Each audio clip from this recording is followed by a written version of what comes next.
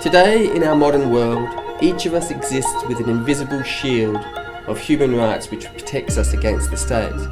As we move along in our daily lives, there's an almost unconscious assumption that we are free to choose what is best for ourselves and free to choose how best to achieve such ends.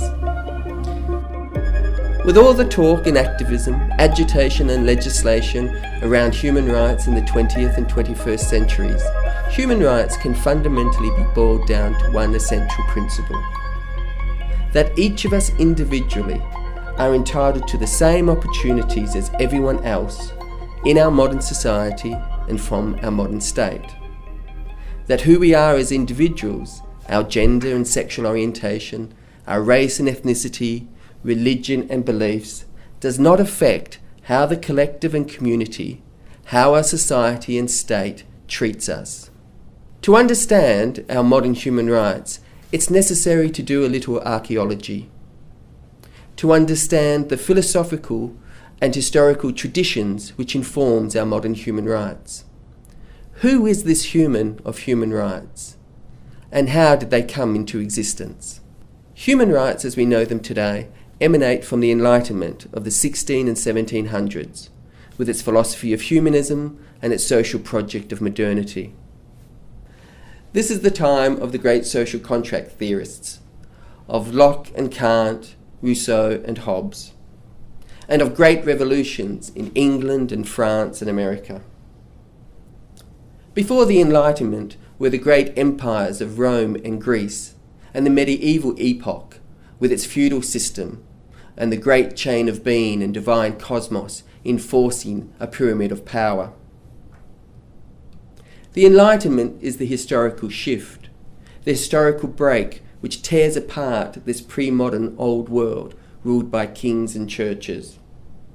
It's what we call the epistemological break, which ruptures all our knowledge and understanding of the world and everything in it, and brings into light new knowledge, new understanding, a new world, and a new order of things in that world.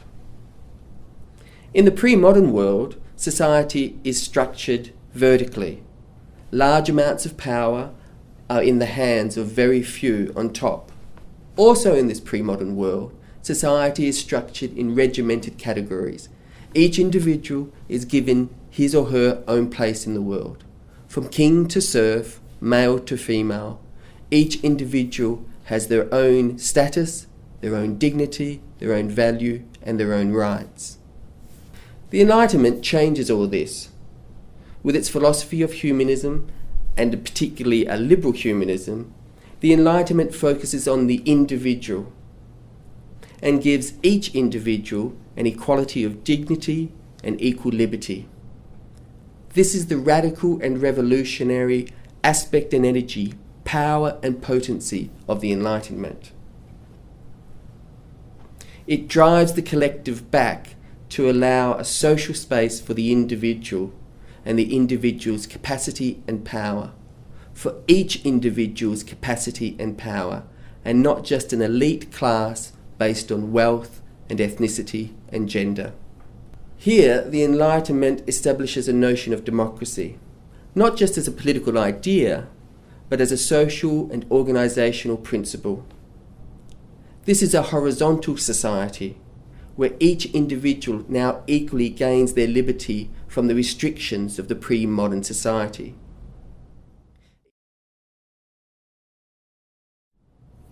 Each individual equally has their own reason, their own intentionality and free will to direct themselves through society, to break through the limiting social roles and status, the strict communal categories of the pre-modern ancient world. The Enlightenment allows each individual to make their own place in the world as they see fit and they freely dictate. Now, whether you are rich or poor, black or white, male or female, we all equally share in an egalitarian society. This spirit of individualistic and egalitarian democracy is at the heart of our modern human rights. At their most basic and general sense, human rights aims to highlight and enforce the innate human dignity in each of us, marking each individual as equal to the other, with the same value and enjoying the same rights. We see this in one of the founding documents of our modern human rights discourse in the 20th and 21st centuries, the United Nations Universal Declarations of Human Rights. Now this document is divided into two main parts. There's a list of articles, roughly 30 of them, which enumerate our legal rights against the state. And there's the preamble. And it's in the preamble where it talks of the individual human who exercises their human rights. Here in the preamble is the focus on the individual, the equal dignity and worth, the equal value of each human person, of each of us individually. We're all human beings, each of us individually are born free and are equally entitled to rights with and through our natural qualities of reason, consciousness and free will. Here, the individual is equally free from the restrictions of society. Each individual already exists outside of and before society, with its inherent dignity and innate capacities. This philosophical democratization of the human subject is what gives human rights their universality. As each of us is the same as the other, rights are universally applied and enjoyed. Under modern human rights, we are the same individual, made from the same template, possessing the same reason and conscience and free will, and thus bearing the same dignity and the same worth, and hence the same rights for all. Now, despite the profound democratic benefits which come from such a philosophy of human rights, there are some problems and limitations. There are many critiques of our modern human rights discourse, and here I wish to focus on only two of the more pronounced critiques. The first limitation is that such human rights invert the reality of the human subject. This philosophy of human rights places the individual before community. The individual is prioritised and focused upon. It bears its own self-dignity, self-worth, self-capacities of reason and good conscience, without engagement and influence from the social collective. Thus, the human individual is encouraged to enjoy their rights in isolation. These are what we term subjective rights, possessive rights, rights which the subject owns and enjoys personally, rights which belong to the individual, like property or wealth. Here, the social intersubjective communal experience is relegated to a secondary position after the primary and prioritised notion of individual egalitarianism. Now, the problem here is that though it is true that we may all be individuals, it is not true that the individual is born outside and before society. The social experience of the subject is the reality of human experience. Before any individual, there is always already a collective of people, a family, a tribe, a class, a city, a state. It's from this community experience where the individual emerges.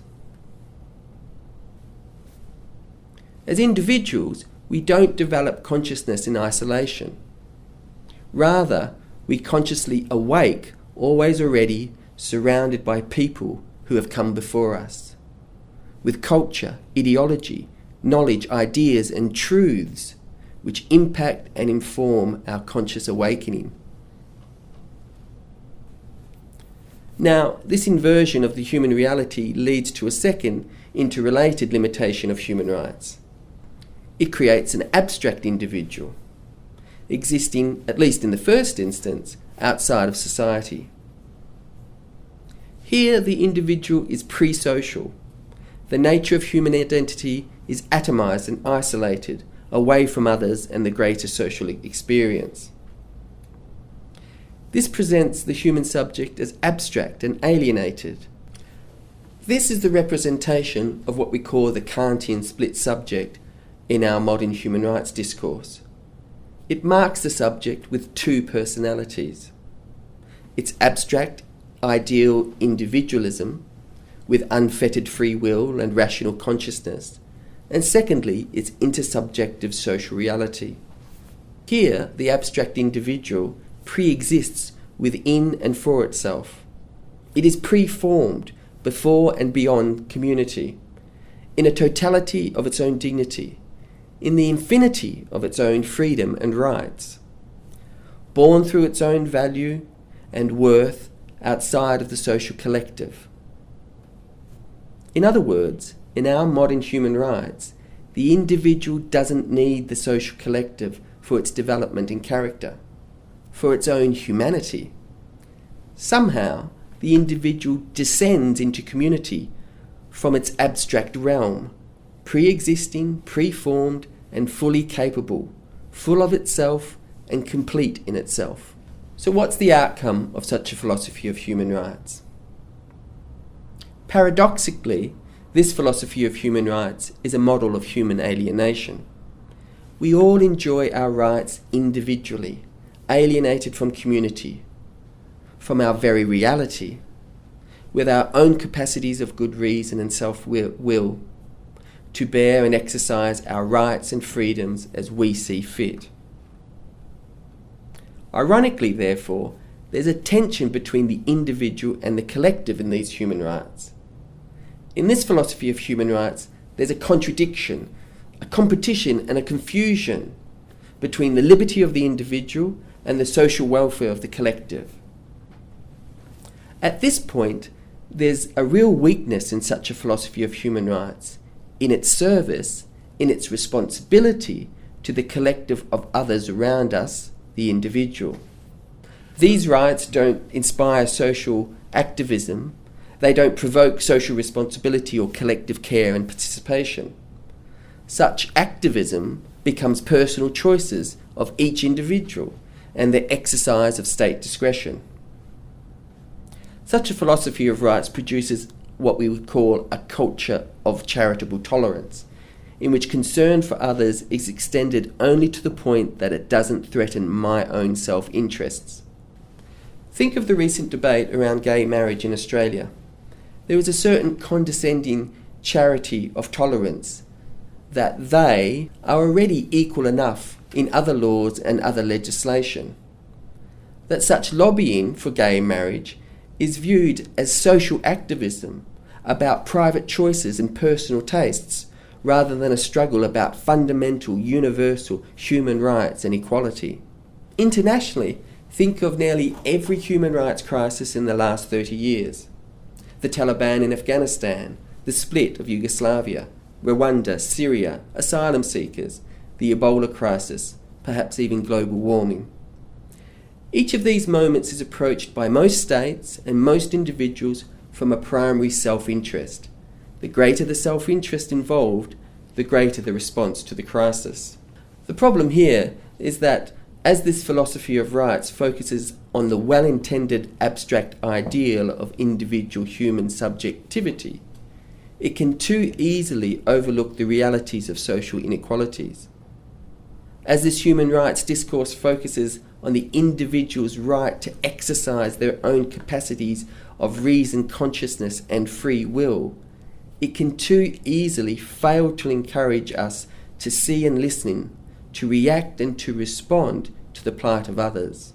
In this gap of the split subject in our human rights, the gap between the abstract principle of individualism and our everyday social reality of human experiences, human rights lose their potential and potency, their power and energy, which was first unleashed in the Enlightenment. But it's in this gap where we can supplement our modern human rights with something other from human rights, and something different in the individual.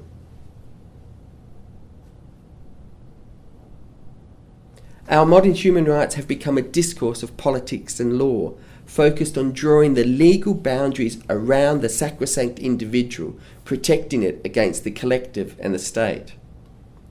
In the gap between idealised individual and the realities of everyday life, there's the space to provoke human rights and the human individual to go beyond themselves, to imagine the individual in community, to think of others, to respond to others, to work for others. This isn't the activism of personal choices, this is the responsibility, the ethical responsibility of communal bonds, from which all of us emerge, through which all of us live, and in which all of us exist. More than any other area of law, it's human rights law which bears the ethical obligation and demands a social duty from all of us.